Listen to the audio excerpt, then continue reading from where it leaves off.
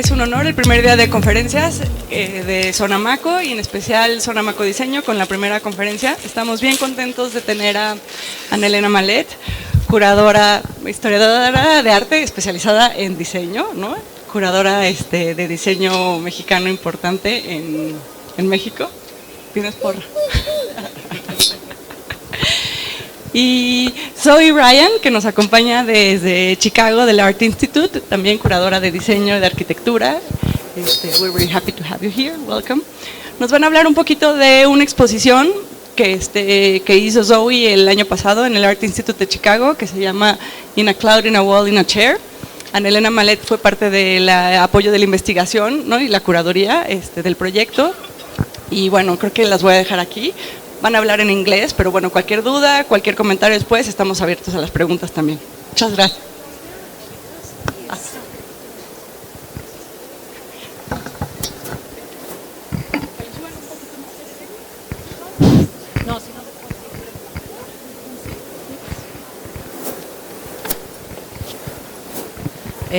Bueno, pues agradecerles que estén aquí presentes.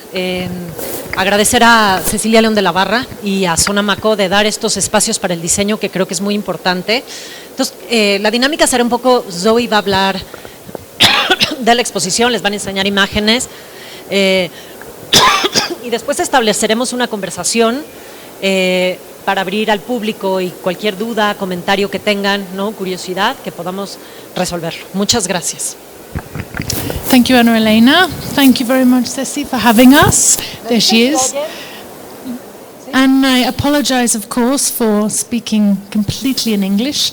My 2 years of Spanish lessons are still not enough for me to be able to do this presentation. I think we thought that maybe I'd start by giving a very brief presentation about the exhibition. What it was, because it just closed, sadly, and then maybe Ana Elena and I will be in conversation. I always forget to do this, but I get reminded every time to tell people why this title of this exhibition, In a Cloud, in a Wall, in a Chair, 6 Modernists in Mexico in Midcentury. And I have to say that most people are very surprised that my museum even allowed this long title, and the marketing office, but I was very fortunate that my director was very, he loved the title. It comes from a quote from Clara Porset, in a cloud, in a wall, in a chair, there is design as everything. So she was really looking at the man-made world and the natural world, because it's in a cloud, in a wall, in a chair, in the sea, in the sand, in a pot. And of course the 6 modernists in Mexico are these 6. Where do I point this? No. Is there a...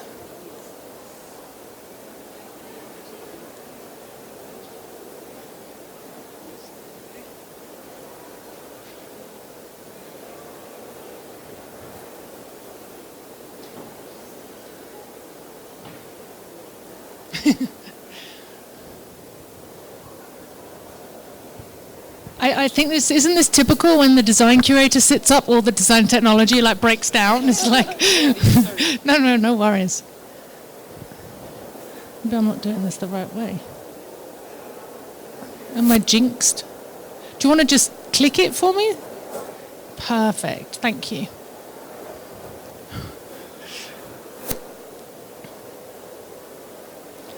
Do you want to move the slide on?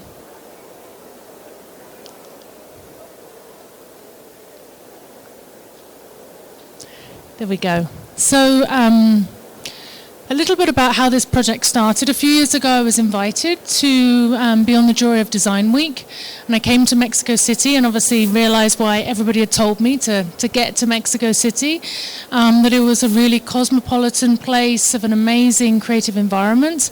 And Ana Elena and I had been speaking for several years before that. Actually, when I was curating the Istanbul Design Biennial, I called Ana Elena for advice about which Mexican designers should we have in the biennial, and we were able to include a few. But when I came and I was learning all about contemporary design in Mexico, I realized that I had sort of a big hole in my knowledge. Why did I not know very much about modern design, for example, or really the kind of predecessors, the people that contemporaries were looking at? And Ana Elena and I were talking about Clara Porset. I mean, I did know about her, but I didn't know that much. And Ana Elena said that the archive was here. Jorge is here from the archive. And I was very fortunate to go, I think, on my first or my second trip here to the archive. And of course, once I went to Clara Porset's archive, which is at UNAM at the university, then I realized what an extraordinary figure she was, not only as a designer, but as a thinker, as a writer, as a kind of gatherer of people, as a teacher. And I realized that her work really wasn't that well known, especially the breadth of her practice, but also what I began to find very interesting was also her place within this world. And all the figures that I started to look at, Lola Álvarez Bravo, Mexican photographer, very good friends of Clara Porset, Anni Albers, obviously a German emigre, came to America from Germany during the war, again a very good friend of Clara Porset, Ruth Asawa, a Japanese American who met Clara Porset in Mexico and really credits her with really inspiring her career. Cynthia Sargent, who also knew Clara Porset very well, and Sheila Hicks, who was the only one that never met Clara Porset but knew of her work. If you go on to the next slide, we'll see Ana Elena became central to the exhibition. She was our consulting curator. I also had Valentina Sarmiento Cruz from Mexico, who was the research assistant who moved to Chicago for this project. And actually we had a fully really Mexican team.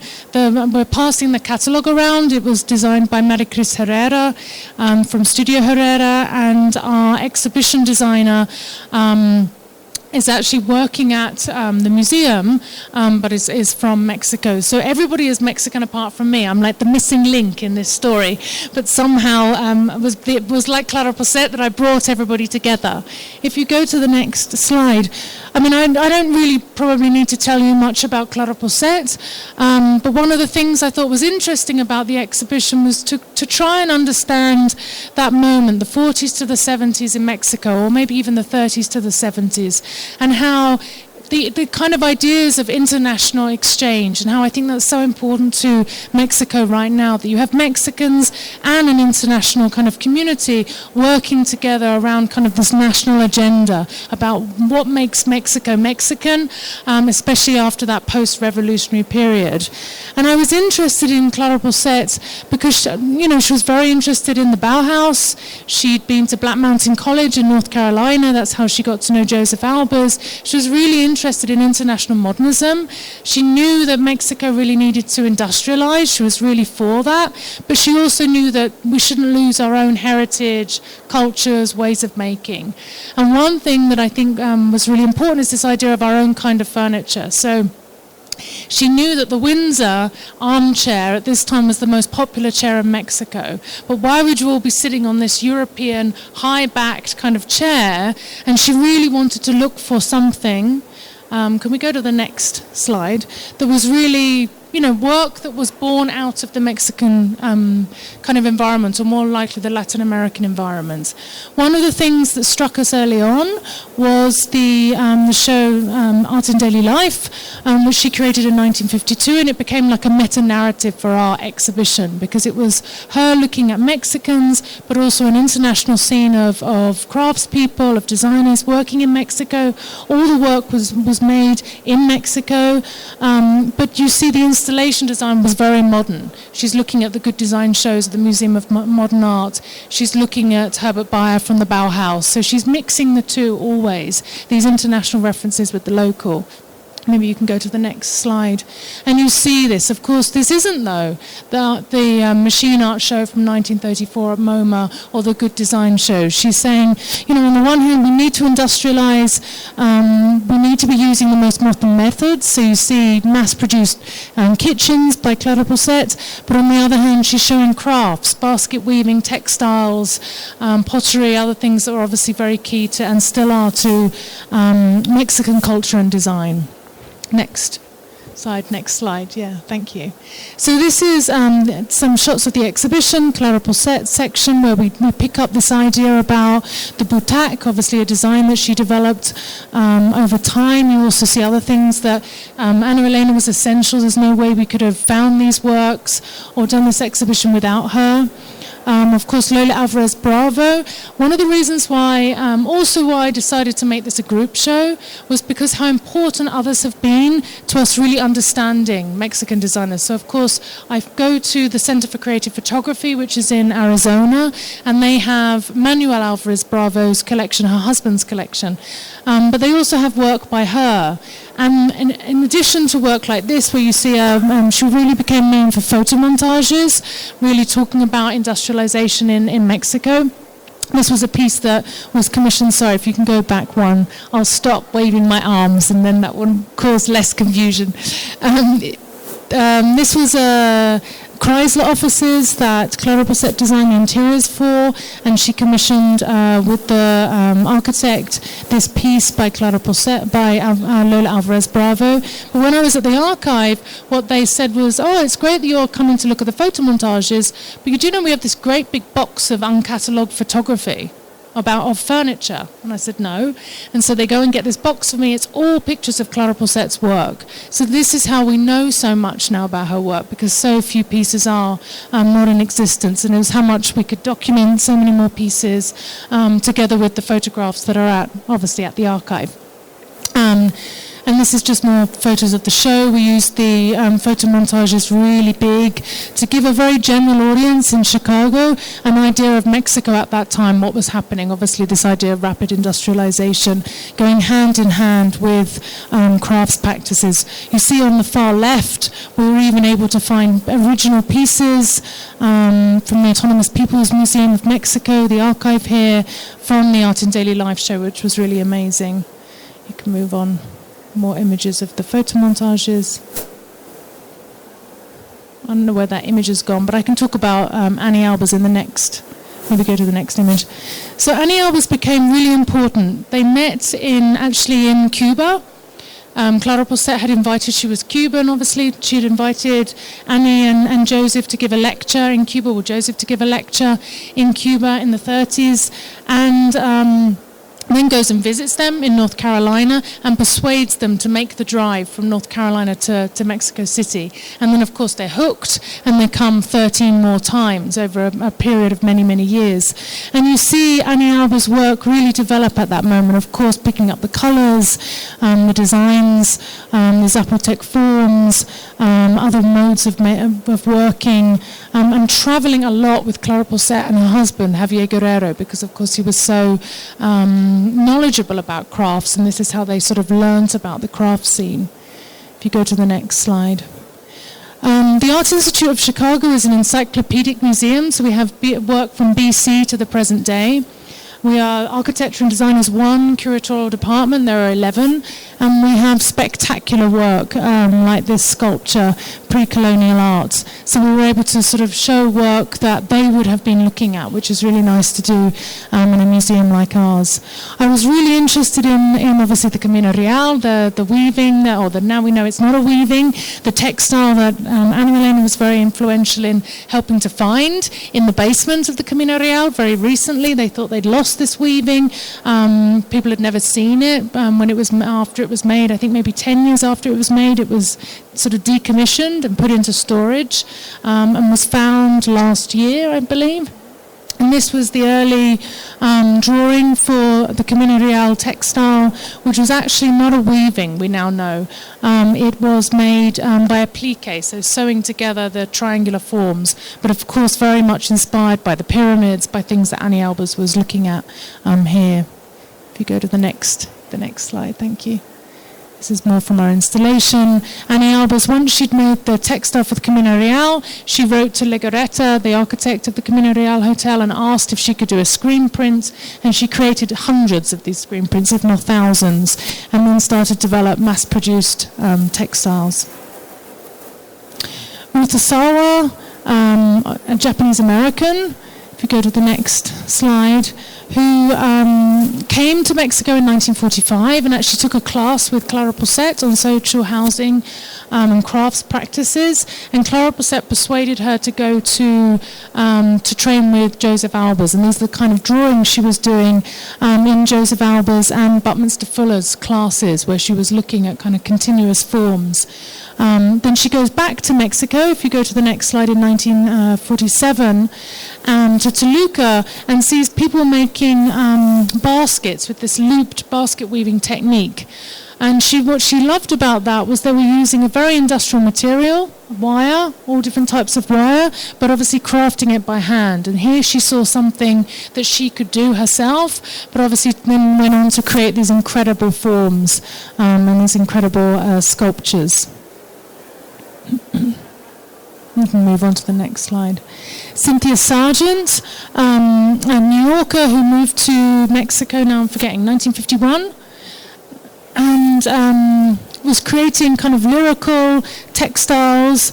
You can see here, very much inspired by the crafts practices and Amate painting traditions and other things that she was inspired by, became incredibly successful, especially with Americans coming to Mexico who would commission work. So a lot of the work that we found was actually by the children of parents who would come to Mexico and commissioned special pieces. So if you move on, you'll see that this is the Scarlatti rug, a really incredible piece. And then a piece like this, which of course is a very unusual format, like really huge, which was obviously commissioned by her parents. And I think probably most interesting about Cynthia Sargent is with her husband Wendell Riggs. They were two of the co-founders of the Bazaar Sabado, which of course exists today.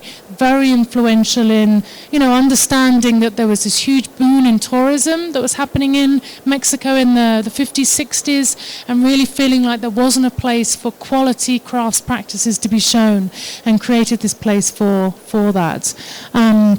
This is Sheila Hicks. She became important because she sort of bookends the show. So she's sort of the latter part of the show, looking at I don't know why some of these images are missing, I apologize.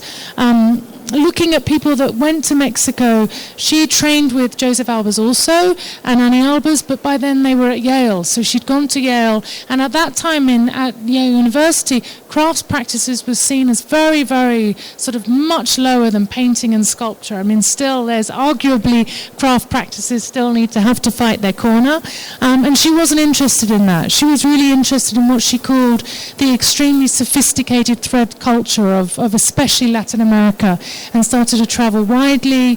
She came to Mexico in 1959, actually on a stipend to document Felix Candela's buildings for a potential documentary that never happened. But she then went on to create her own workshop in Tasco, El Viejo, where she met her husband and lived in Tasco for five years, had a child in Mexico, and stayed here creating incredible works, obviously inspired by the architecture, the projects that she was looking at, but very much reinterpreting them in a way to really create textiles that obviously at the same level, this high level that she was seeing here. Actually, interestingly, the middle piece, the white piece, was actually a commission from Knoll, the furniture company, and they commissioned several panels that were the showroom. So this was the Knoll showroom. They were hanging like room dividers. So she did a lot of commercial projects as well. I mean, in conclusion, I think obviously the exhibition is about these 6 individuals and sort of their time in Mexico City. Obviously, the work they created. I'm very in the show. There's lots of photographs of the people they worked with. We tried to credit wherever possible. Obviously, all the artisans, the craftspeople, what they were looking at, what they were interpreting, but also making the point that none of them replicated what they saw. So it wasn't about looking at you see this especially in sort of Sheila Hicks or Anni Albers' work. They weren't looking at specific textiles and copying them. They really were, playing with them and developing them in their own right. I think also, though, we made every effort to sort of talk about some of the extremely complex issues that are in the show. One of which, especially, I felt was very important in a Chicago context, which has an extremely large Mexican community. many generations, was also the idea of ambitious migration, something that we don't see a lot in the headlines, frankly, in America, but this idea of, ambitious migration to Mexico, that there was ambitious migration, in the mid-century period, and of course there's extremely ambitious migration now, so people coming to Mexico to contribute here as much as people coming to Mexico and going elsewhere and contributing. And then of course the complexities of cultural exchange and cultural learning. So really talking about like who holds the power in those processes, some of the complexities of those kinds of exchanges, trying to be honest and transparent. Not that we can answer necessarily those questions or that we should be the people answering those questions, but also just to raise them, to be conscious of them, to invite audiences for themselves to be able to interrogate the gaps in our exhibition. But also I think Ana Elena and I were very interested in people being able to hold like the past in the present, to try and understand why is this important now? And I feel like these kinds of conversations haven't gone away. We're sort of maybe they're bubbling to the surface again now, but we really wanted people to feel like these kinds of conversations have a long history, and we shouldn't forget that, to try and sort of use that as a tool for us kind of thinking about the present time. Thank you very much, Zoe. So I think you went over it a bit, but I really wanted to ask you, we're talking a lot, especially museum people, and I'm going to say the word, about decolonizing the museum.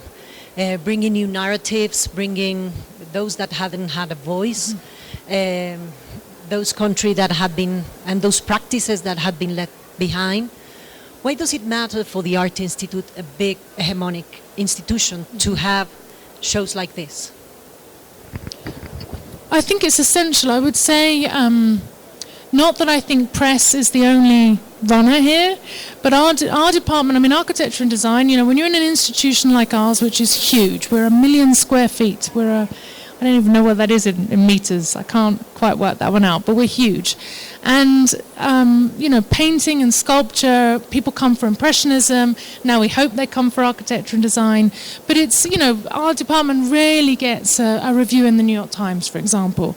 But the reviews for this show were the New York Times, the LA Times, 3 pages in the New York Review of Books. It definitely was a show that I think hit a nerve.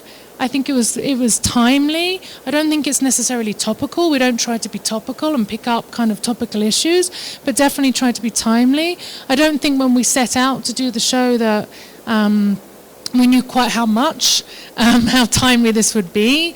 Of course, we're within a much larger conversation. So many museums in America, across the world, are doing projects about Latin America. I think also because when you embark on a project like this, you realize the tools that are at your fingertips and the privilege that you have. And you understand to a certain degree, I think, what I struggled with at the beginning. Why did I not know anything about Mexican design? Of course it was my own ignorance and my own hole in my knowledge, but it's also when I started to do the reading, there wasn't that much. And probably you've written the most about anything, to do with especially Mexico and the, this time period. So I felt it was very important for us as an institution that this is a way that we could contribute with our resources of time, as I think as much as financial resources, because to do projects like this, it takes a tremendous commitment. I came to Mexico probably 10 times over a more than 2-year period. We hired Ana Elena. We hired, a big advisory crew in Mexico. Lots of meetings, actually, as much meetings to find work as meetings to talk about kind of the narratives in the show, which I felt was very important to get it right.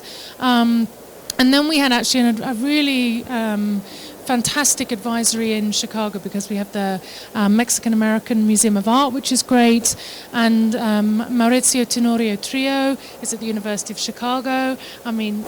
Beyond amazing, has written some of the most incredible books about the history of Mexico, and he was a great sounding board for us. So I think for me it was a way I felt like we could make a major contribution to the modernist period. I mean, also when you find a woman modernist, like you have the Lina Bobardi show up right now, which is a must-see too, but when you find a woman modernist, I mean, you grab her and you take her. I mean, and we kind of, I knew that Ana Elena was mad for her, and I sort of became madly in love with her too, but also because she was sort of this polymath, and a person that really was advocating for a culture of design, and of course that's what we do too. So I think that's you have those affinities, but also I think in an institution like ours, obviously you have to step carefully, bring the right teams together, do your homework, do lots of research.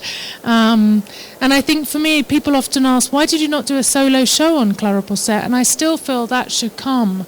But I was really interested in that story of kind of cultural exchange, that she was a figure in the international environment, and to position Mexico not isolated, but as a country that was really, and it is part of like a really important international conversation.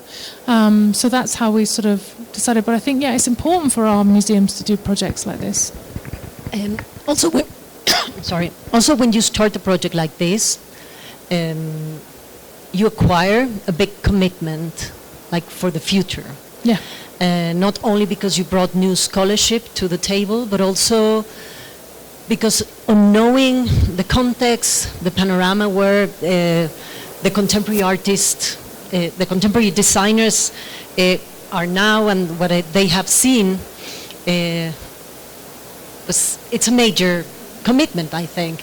And you have you have permanent galleries, design and architecture, and you've been exhibiting and acquiring things from Mexican and Latin American designers. Can you tell us that process and the commitment that comes with it?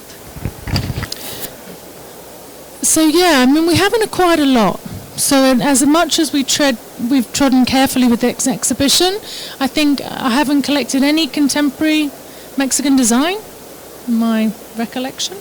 Now I'm going to think about something. I will get to architecture, and I feel like that maybe is my next project, is to figure out, because when I came, I really thought, let's do a contemporary design show. But then I didn't feel like I was knowledgeable enough to do that. How was I going to sort of contextualize that work? So now I feel like I need to do sort of the same kind of research, but maybe about sort of the contemporaries that are here and working elsewhere, because there's Mexican designers working all over the world. But I did feel there are definitely, so I have, we're 3 curators in our department, and Maite Bojabad Lopez Pastor is from Spain, but has done a tremendous amount of work in Latin America. So the 2 of us could really get together to work on architecture. So we have collected, I've known Tatiana Bilbao for maybe 15, 20 years, so we've collected her work over time because I've got to know her.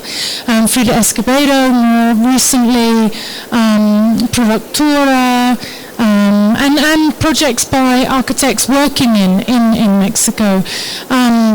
We were very fortunate because we have a really quite fantastic collection of graphic design, and a lot from Olympic projects, but one of the things we didn't have was obviously the Mexico 68 Olympics, and through Ana Elena we met the daughter of someone who was on the Olympic committee, and she is a graphic designer, and she has a huge collection, and in spectacular condition. She knows all about keeping graphic design in like black coffins basically in the dark, so the colours are amazing, and through her we were able to collect a lot of work.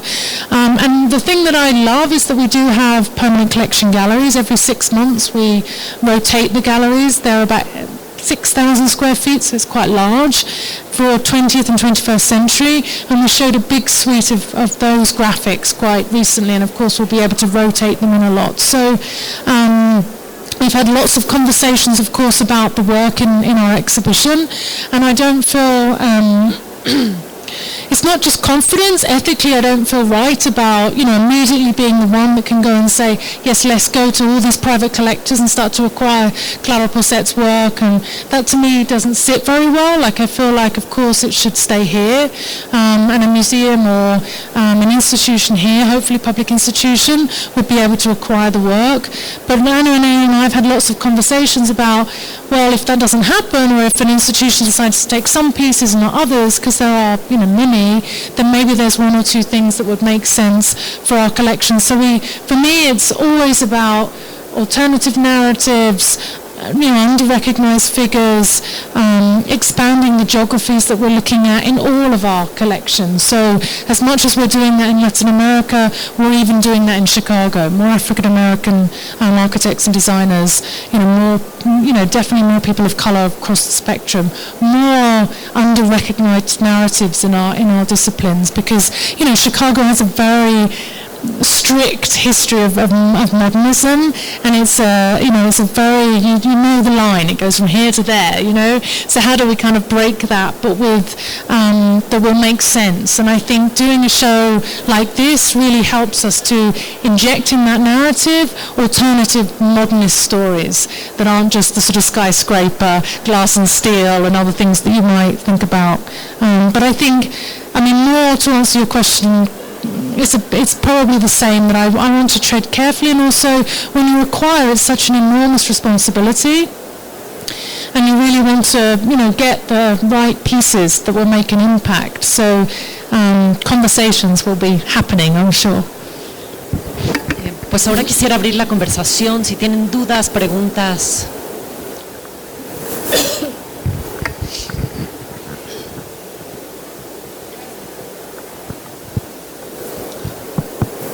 Gracias. Sí.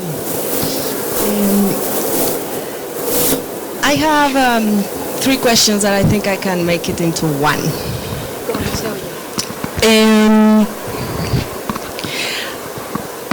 I think that I have never seen, or it's very unique now that I see some similarities of Mexican women designers and architects now, similar to that time, like in the 40s, 50s, 60s.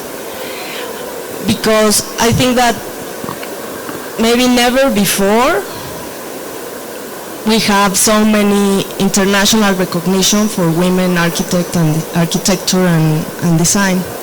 What do you think are the conditions and the parallelisms of the post-revolutionary modernist moment to now, that it's allowing that to emerge, or that it, like people like you mentioned some, Tatiana, Frida, in fashion Carla, or Liliana, Valle, Biyu, like there are certain figures that are now creating this other modern narrative. In your opinion, like, what are the conditions that allow that? And also maybe for Ana Elena, when I saw the exhibition, you can really see they were having a conversation among them or between them, like at that time. And I'm not sure we are having that conversation among us now. Also, maybe, why is that happening? So 2 things, I think. It's a very different moment. So politically, economically, socially. But I think one of the things, like you mentioned at the end, one of the things that I think our show is definitely about the work. It's obviously about the art, what they made.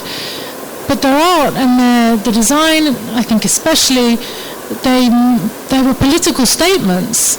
They weren't, of course they were about form and they were about materials, but they were real believers that they could change society and life through people having access to, quality design, things that were made well.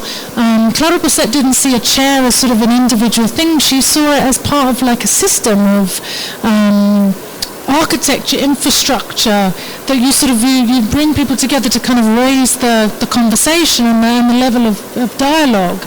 But I think our show is also about, you said it's about networks, and it's about human relationships as much as anything else. What I think I see very similar is to now is this idea. I think Mexico, two things that it has going for it that potentially other countries don't, and this stems from that time period, is the really sophisticated understanding of interdisciplinarity. Not multidisciplinarity, but interdisciplinarity, how disciplines work together. I think probably from the plastic integración, but also, which was, and because of that movement, which stemmed from the world of architecture, primarily, and was driving that. So architecture as a kind of infrastructural force was bringing those people together, and obviously they're all working together, war believers working together for the good fight and the good cause. I still feel like that is, the architects here are really fantastic at bringing together these kind of collectives to kind of reinforce a project and do work together. So Tatiana does this, Frida does this. If you think about after the earthquakes, how many architects got together in collectives, but they also knew that they couldn't do this alone. They needed graphic designers and engineers and furniture designers and all kinds of, but they also needed politicians and officials, and you need policy to make change. They're not, I think they understand that, and that's definitely, I think, connected to the kind of the history, but definitely like interdisciplinarity and kind of the collective, more collaborative ways of working, which I think is is where we're headed, and not just in the creative fields, but you see that even in business. The idea that people aren't working alone. They're not even with a desk. They're working in groups. If you do an MBA, I've always been interested in MBAs because it's all about group work. They already know, like, we should be working in groups. It's not about, when you're an art historian, it's like you're writing papers on your own, like in the library or in a dark room, like agonizing and sweating on your own, occasionally going to see the professor almighty, but you're not working in a group doing like art historical papers. I kind of wish maybe we were, but they already, they definitely, I think there's something that we can learn from business, but also business needs to understand that, without culture and the arts, this is their leg up. If they really understood how important creativity was, then I think business could be improved. But that's what Clara Porset knew. I mean, if you've ever read, I don't know how, we have digitized the Art in Daily Life catalogue because it's so hard to find. And it's now in PDF format, and you can find it at the Art Institute. But if you read Clara Porset's introductory essay, I mean, it is hardcore. I don't know if anybody could write this. I mean, she takes all the industries to task and says, you never supported me, you're not behind me, but if you don't work in this way, we'll never we'll never develop. And I thought it was really brave, but also very exciting to see someone, standing up like that. So for me, those are the things we learn. So her writings are really important. Hopefully we're going to be able to do a book about Clara Porset's writings and translate them into English. So I'm going to answer in Spanish.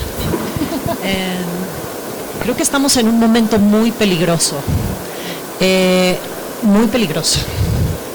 Es, creo que, el momento en que se puede definir si realmente va a perdurar una escena del diseño o esto se va a ir hacia otro lado. Y creo que justo donde estamos y en el momento que estamos, y el legado del arte contemporáneo es un ejemplo clarísimo de lo que se puede lograr y lo que no se puede lograr en cuestiones de diseño. O sea, creo que hay gentes que están teniendo o estamos teniendo la conversación, y hay gente que ha decidido que no quiere tener la conversación. Hay un momento muy importante en donde hace 10 años no había dinero en el mundo del diseño, hoy hay dinero y hoy hay un mercado, y por eso estamos aquí. Y ante ese mercado hay muchos peligros. muchas cosas buenas, porque yo soy la primera que creo que hay que tener una cultura del diseño y los diseñadores deben poder vivir de su trabajo, pero también tienen que entender en dónde estamos trabajando, para quién estamos trabajando y por qué estamos trabajando. Y hay una parte clarísima que estamos trabajando en México y ahora releyendo lo que decía Zoe, los textos de Clara Porset, yo estoy trabajando para mi contexto, para mexicanos, entendiendo cuáles son esas necesidades de los mexicanos. Si después me compra la Galería de Nueva York, qué bueno. Pero este es el momento en donde creo que tenemos, hay mucha gente, como hay dinero ya, hay mucha gente defendiendo su cotito de poder y no queriendo abrirse a la conversación, y eso es peligrosísimo. Creo que hemos tenido 10 años de mucha difusión, ahora estamos en el ojo del huracán y exposiciones como estas pasan, y está aquí Zoë Ryan, está ahí atrás Jennifer, que está coleccionando diseños. A los museos norteamericanos, antes que ningún museo en este país, están empezando a coleccionar diseño mexicano y están interesados en lo que está pasando. Y creo que nos falta mucha reflexión en el país, ¿no? Abrir estos foros para poder contestar estas preguntas y decir la verdad de lo que está pasando. Estamos en un momento peligroso, muy peligroso, porque yo doy clase y sé que aquí hay muchos diseñadores que la semana pasada en Guadalajara, que estuvimos las tres, nos preguntó si debía hacer diseño o diseño coleccionable para vender en galerías. Hay que hacer antes que hacer diseño coleccionable o hacer diseño mexicano, hay que hacer buen diseño para nuestro contexto.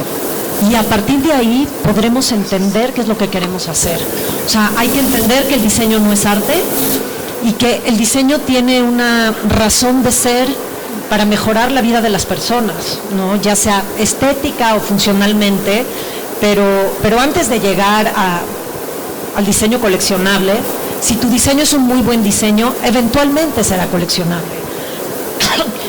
Creo que hay otras preocupaciones que llegar, y creo, cuando a mí me preguntan qué viene en los siguientes 10 años del diseño en México, necesitamos mucha reflexión, necesitamos generar diálogos interdisciplinarios, generar proyectos interdisciplinarios, generar cuestionamientos. No sé si vamos a encontrar respuestas, pero por lo menos hacer esas preguntas. Creo que el mercado está ya así sobre nosotros, no sobre nosotros, al final yo estoy en una posición muy cómoda, sino sobre los diseñadores, ¿no?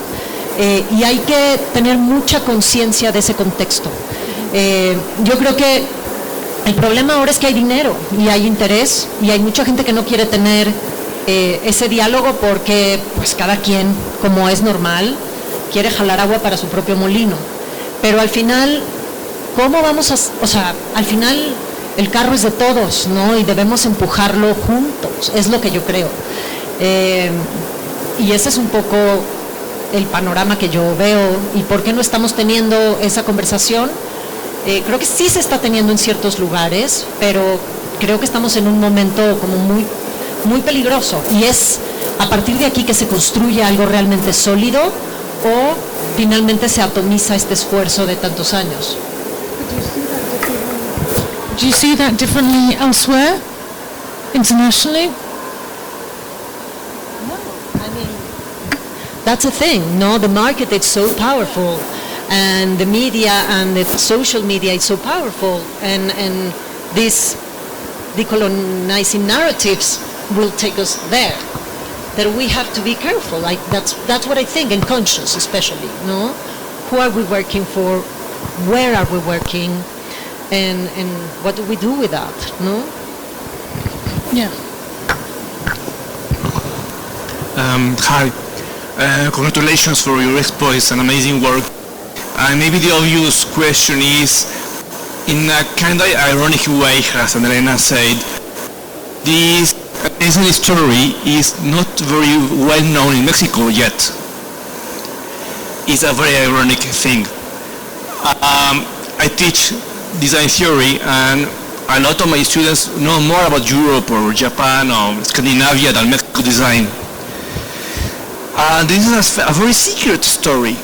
The secret story about Mexican modernist women And my question is, could it be possible in I don't know, many ways that this story could be known here too, because my students need this. The people need to hear, to know this too. I don't know, to adapt the expo to Mexico, or maybe to translate this into Spanish, I don't know. But, I mean, Elena has doing an amazing work to communicate design in Mexico. But, I mean, this is an amazing work too. And, yes, it's very ironic because a lot of this struggle, as Elena has said, is we still need to cultivate the design culture in Mexico. And it's ironic that the museums in Mexico still doesn't collect design. A lot of people doesn't go into the conversation. It's a struggle yet. So you have this an amazing work here. So how we can bring this story to Mexico? Is possible? I think the story is in Mexico. That's why we are here. So the story is here. But the expo. You have a the book. You have a book. In English. Amazon.com. In English. Llega en 2 días. In English. Yeah, but before she answers, I don't think it's the Art Institute work to translate that into Spanish. No, I don't think so. I don't think it's the Art Institute work to travel that exhibition to Mexico, though, lo voy a decir en español, tratamos con 10 museos y no hubo manera de que esa exposición viniera a México. 10 museos, en toda la República fuimos, presentamos, entre dinero, que la verdad los presupuestos que se manejan en Estados Unidos son completamente distintos a los presupuestos que teníamos entonces. Imagínense ahora, ¿no? En la austeridad republicana, pues olvídense.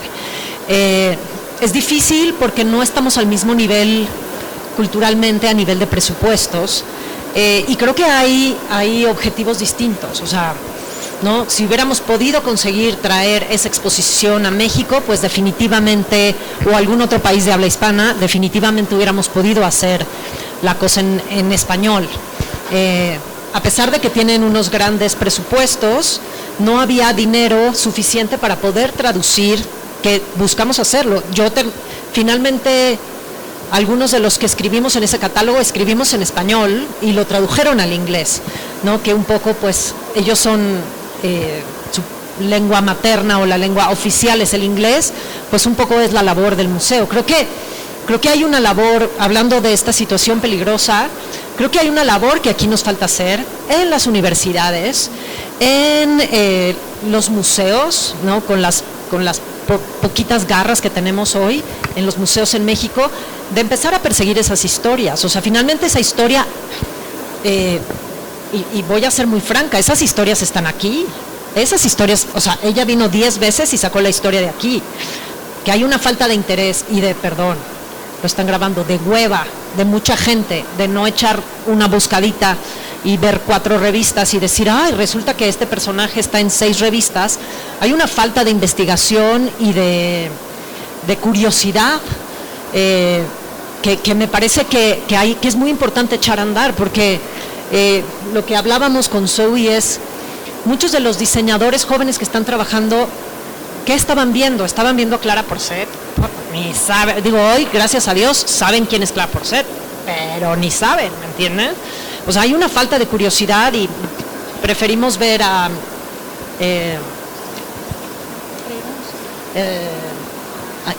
drug design, ¿no? Y saber la historia de drug design, que echar aquí un ojito y saber que el Bazar Sábado lleva existiendo 50 años. Y ahí ha pasado toda la gente importante que ha hecho una discusión sobre el diseño en México. Eso está a la mano. Hay una falta de curiosidad, de rigor y de interés por nuestra propia historia, y creo que eso tiene que empezar a cambiar, porque no hay manera en un mundo tan competitivo, con este peligro que estamos viviendo, de poder proyectar hacia el futuro si no sabemos de dónde venimos. O sea, yo veo una constante discusión por querer hacer diseño mexicano. Nos vale pito hacer diseño mexicano, queremos hacer buen diseño. Una vez que el buen diseño sea buen diseño, será diseño mexicano porque está hecho en este país por un mexicano, pero no tiene que tener penachos y chacmoles, ¿no? O sea, ahí hay una reflexión importante y estas mujeres lo hicieron en su momento. Entonces creo que hay una responsabilidad tanto de académicos, universidades, centros de estudio, de sacar estas historias que están aquí, ¿no? Y solamente se pone atención cuando el fenómeno Hugo Sánchez, ¿no? Ya que Hugo Sánchez se fue y está en el Real Madrid, nos importa cuando estuvo en los Pumas toda la vida, ¿no? O sea, creo que eso es muy importante. Goodness.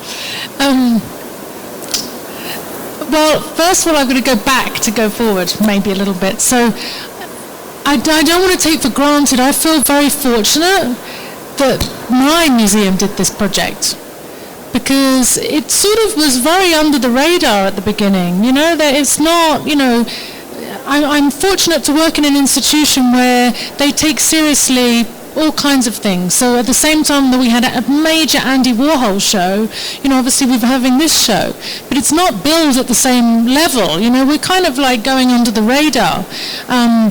But they really supported it from the very beginning, you know, because and I don't think they ever thought this is going to be a blockbuster. You know, normally museums are really thinking about attendance, you know, paying ticket members, you know, how is this going to bring in audiences?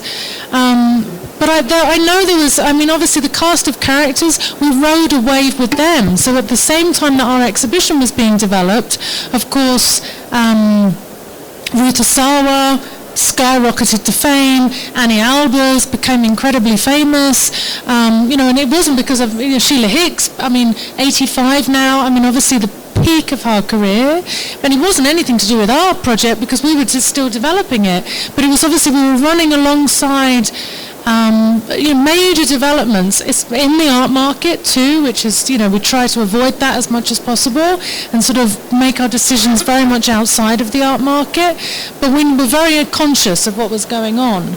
So I think there was but really also, you know, I remember saying, you know, I want to have Sheila Hicks and Ruth Asawa and Anni Albers, and even you said to me, what the hell are they doing when were they ever in Mexico? Why would they be in the show? So kind of the narrative itself, I think, was even something we were learning as we were going. It wasn't that we knew everything at the beginning. We knew nothing other than we think these people are really interesting. They have a lot to contribute. There's a huge body of research here. Let's learn what we can. And of course, you know, the best person you can have working with you is Ana Elena. If she can't fight the good fight for you about Mexican design, then you're lost. So with that though, I mean, she said we went to at least 10 museums, many conversations, some in America too, but we prioritized Mexico of all sizes and across the Mexico. And I don't think anyone was really that interested, to be honest. Or I think the other problem is, the problem of working in an institution like ours is that, of course, then you make a very expensive project. So the loans, you're learning from all over the world. I mean, all the works that you're bringing in are all being shipped without shipping. I mean, they travel better than we do. So, I mean, it becomes very expensive. But we went back to so many and said we would make a smaller show. We would do it, you know, we could tailor the show. You could have less loans, you know, there could be a different type of show. But I think, yeah, that conversation it's very difficult. But I would say that, I mean, Ana Elena is now going to do projects. I mean, there's going to be a Clara Porset show at Hicks, opening in a matter of weeks. And there will be an Anni Albers show at Hicks, opening late May. Finales de mayo. So, I mean, I think there definitely are going to be projects, and maybe we can, you know, work on other projects. You know, I feel quite sensitive to the fact that the catalogue, we started with a Spanish and an English catalogue, and then they divorced, and everybody thought it would be better if we did an English standalone and a Spanish standalone, and we had a publisher to do the Spanish, and then they pulled out, because publishing right now is horrific. So we looked for another publisher in Mexico, and it was very, very difficult. But they have everybody had the option to just take the book and translate it. But it would be great to translate some essays in them, which could be possible. And of course, if we move forward with the book about Clara Porset's writings, we definitely want it to be bilingual.